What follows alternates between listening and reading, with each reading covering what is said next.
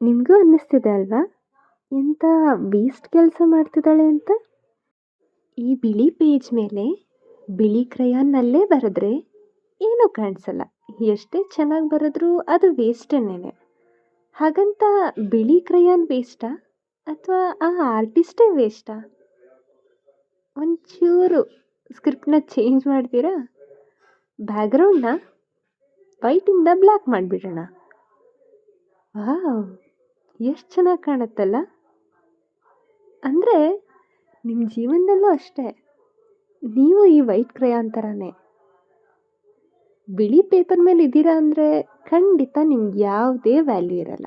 ನೀವೆಷ್ಟೇ ಚೆನ್ನಾಗಿ ಕೆಲಸ ಮಾಡಿ ಅಲ್ಲಿ ನೀವು ಸ್ಟ್ಯಾಂಡರ್ಡ್ ಆಗೋಕ್ಕೆ ಆಗಲ್ಲ. ಒಂದು ಸ್ವಲ್ಪ ಯೋಚನೆ ಮಾಡಿ ಬ್ಲ್ಯಾಕ್ ಪೇಜಿಗೆ ಶಿಫ್ಟ್ ಆಗಿಬಿಡಿ. ಆವಾಗ ಗೊತ್ತಾಗತ್ತೆ ನಿಮ್ಮ ನಿಜವಾದ ವ್ಯಾಲ್ಯೂ ಏನು ಅಂತ.